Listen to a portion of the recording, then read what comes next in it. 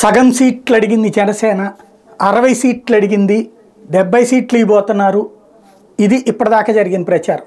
నేను అప్పటి నుంచి చెప్తానే వచ్చాను, చంద్రబాబు నాయుడు జీవితంలో సగం ఇవ్వటం, పవర్ షేరింగ్ ఇవ్వడం అనేది అసాధ్యం. అది నమ్మితే అమాయకత్వం. పవన్ కళ్యాణ్ కూడా సొంత కార్యకర్తలనే మోసం చేసుకుంటున్నారని చూసుకోండి.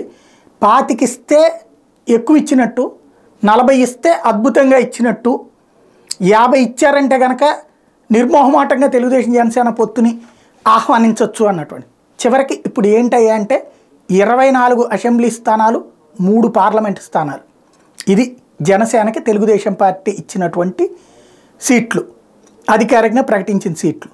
దానికి పవన్ కళ్యాణ్ గారు 5 సీట్లకి పేర్లు అనౌన్స్ చేశారు. పంత నానాజీ గారి పేరు కావచ్చు, లేకపోతే నాదెళ్ల మనోహర్ గారి పేరు కావచ్చు, ఇట్లాగా ఒక 5 సీట్లకి పేర్లు అనౌన్స్ చేసి మిగతా 19 పేర్లు తర్వాత అనౌన్స్ చేస్తామని ప్రకటించారు. తద్వారా ఆయన మిగతా వాళ్ళకి సంబంధించి నియోజకవర్గాల్లో ఎవరెవరిని అన్నటువంటిది చూడాలి. ఇంకోటి, ఆ నియోజకవర్గాల పేర్లు ఏంటో కూడా చెప్పాల. 24 ఓకే, అందులో ఆ 19 నియోజకవర్గాల పేర్లు చెప్పాల. 3 పార్లమెంటు స్థానాలు, కాకినాడ, అట్లాగే మచిలీపట్నం, అనకాపల్లి.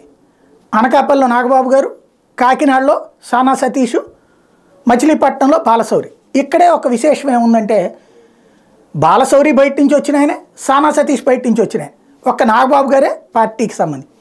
వీళ్ళకి సంబంధించిన దాంట్లో మాత్రం తొలి లిస్టులో 5గురిలో మాత్రం పార్టీని నమ్ముకున్నటువంటి వాళ్ళు కొనతాల రామకృష్ణ కొత్తగా పార్టీలోకి వచ్చిన ఆయనకి ఇచ్చారు. అంతకుముందు అనకాపల్లికి సంబంధించినటువంటి వాళ్ళు ఎవరన్నటువంటి తెలియలేదు. అది పక్కన పెడితే 24 స్థానాలు అంటేనే చాలా నామమాత్రపు స్థానాలు ఇచ్చినట్టు. దానికి పవన్ కళ్యాణ్ గారు ఒక కన్విన్సింగ్ కాన్సెప్ట్ చెప్పారు. మనకి 40 సీట్లు వచ్చినట్టే భావించండి, అంటే 7 పార్లమెంటు స్థానాలు, ఇదే పార్లమెంట్ స్థానానికి 7 కదా, మనకు 3 పార్లమెంటు స్థానాలు ఇచ్చారంటే 3 ఏళ్ళు 21 ఇచ్చినట్టు, అది 21 ఇది 24 కలుపుకుంటే దాదాపు 40 వచ్చినట్టే అన్నది.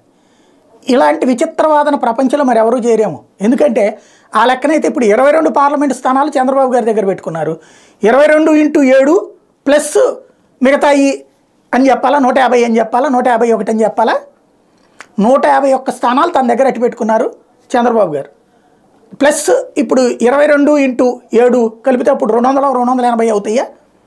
మళ్ళీ విచిత్రమైనటువంటిది, క్యాడర్లో అసంతృప్తిని చల్లార్చడం కోసం 40 ఇచ్చినట్టుగా భావించండి. ముందు జగన్ని గద్దె దించేస్తే ఆ తర్వాత మన వాళ్ళందరికీ పదవులు వస్తాయని కన్విన్స్ చేసే ప్రయత్నం చేశారు. ఇంతవరకు ఆశలు బోలెడు. జనసేన నమ్ముకున్నటువంటి వాళ్ళకి హరిరామ జోగయ్య గారు లాంటి వాళ్ళు అయితే కనీసం 40 అని నమ్మారు. తీరా చూస్తే 24 దగ్గర ఓకే అయ్యింది. మంచా చెడా అన్నటువంటిది భవిష్యత్తు నిర్దేశిస్తుంది.